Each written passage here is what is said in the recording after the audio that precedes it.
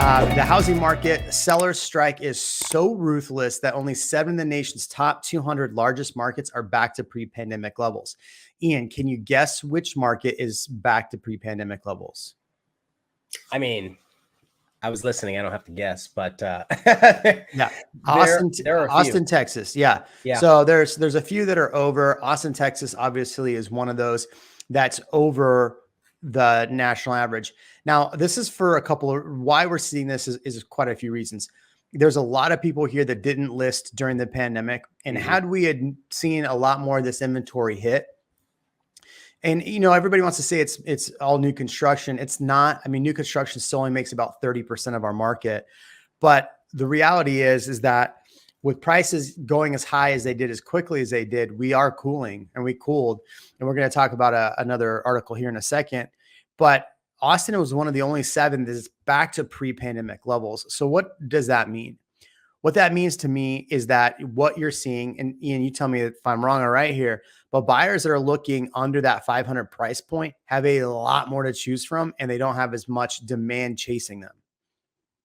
So I'm going to agree with that, but I'm going to add on to that. So yes, you have, if you're under 500,000 right now and you're looking in the Austin metro area, so there are plenty of homes available in that price point where you go back a year, 2 years ago, it was really hard to find a house under that price point. So obviously with the interest rate being a consideration, that may make it a little more challenging. But if you're a move up buyer or a lateral buyer where you're selling a house somewhere else and relocating to Austin, you have equity and you can put money down, it is a really, really good opportunity. Or if you're a buyer who's been able to save for a little while and can absorb the slightly heavier monthly payment due to the interest rate being higher, or maybe even buy down some points or something to that effect. And I'm not recommending that. I'm saying if that was your decision, then there's just so much more to choose from, a lot less competition, and homes that have been sitting on the market a little bit longer in that price range, especially.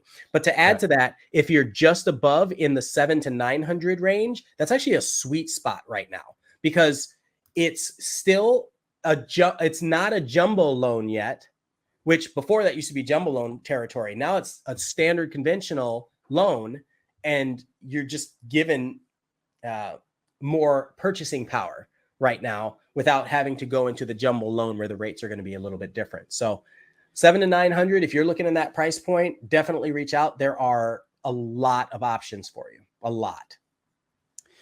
Yeah, I definitely agree. And one of the things in the comments we're talking about right now is all of the multifamily. If you're thinking about it, why we're seeing so much multifamily right now is that all these developers, it is in Austin, it is a joke to try to develop a property. It is a joke because the city wants a lot of money for just the cost to go through all the licensing and all that. So it makes a lot more sense for developers financially to go build multifamily. And so that's why we have so much multifamily. I think it was around like 19,000 units coming online by like 2024. And that's the comments we're talking about right here. And I think that probably is to why we're seeing such a drop in the rental market, right? And so this is also spurring people to put their homes on the market, because if you are one of those people that all this multifamily is hitting the market and you bought a property, maybe you wanted to Airbnb, and we can go over all that Airbnb nonsense that they talked about a few weeks ago, or you bought an investment property and now it's a year later, you have tenants moving out and now you're trying to release it. Well, you're not renting it. I can tell you right now, you're not releasing it for that same amount. So prime example, like if you had a $2,500 a month rental, the taxes have gone up on it. And now when you're trying to rent it, you're trying to rent it really for $2,350 because rates have come down. And I mean, who's seeing this in the rental market if you're renting? How are cash buyers doing in the 500K arena? A lot of leverage with price cut offerings in the range becoming accepted. Yeah. I mean, I bought a property recently that should have sold for 400K. We got it for 365 cash, us personally, a rental property. But when I bought that, the rents on that were like 26 to 2,800. And I told my wife at the time, like, we're going to have to anticipate 2,300. And so we're good there. But yeah, but for 500K with 7% interest rate, yeah, you're probably going to be closer to 120, 100 maybe. But that's a combined income. Here's where I wanted to go next with this is that with all of this, there's been quite a few companies coming out and trying to predict the market, right? We're in August. Everybody wants to predict the market. What's really interesting is obviously CNBC saying mortgage demand dropped again, but what we've seen is month over month price appreciation right here. Black Knight Mortgage Monitor says home prices increased month to month to new record high. This isn't not just in Austin, but this is just in general. So we are still seeing growth in the housing market. But here's what's really interesting is if we look at Home Insights going forward, we're still looking at, for the market in general, not necessarily Austin, 1.6 to a 4.3 forecast for year-over-year growth. So all the big companies out there, look, it's not just them. Here's Fortune, who put this one out. AEI makes a bold housing market call for the U.S. home prices will jump 6% in 2023, another 7% in 2024. This is one thing I've been saying about the Austin market is the Austin market may end up still positive year over year at the end of the year. Even Zillow says that they believe that they're being bullish, that we've actually hit the bottom of home pricing. So while we're talking about this, I hear so many people talk about the market crashing. Look, everybody needs to do their own thing and do what's best for them. But I have a feeling, Ian, that 2023, 2024 will be the years that people say, oh, if I would have bought in 2023, if I would have bought in 2024. And I'm not telling anybody to buy. I'm just saying from a financial standpoint, let's say we are closer to that point now, right? The CPI is coming down a little bit.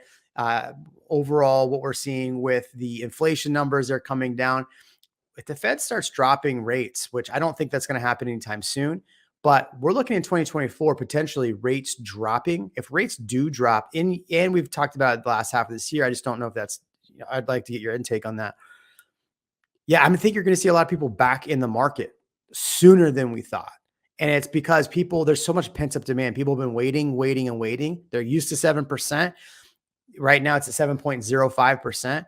If we see rates back down in the 6% range, low sixes, I think people are going to be going, I wish I would have bought. I wish I would have bought. Because everybody here said, oh, I wish I would have bought in 2019.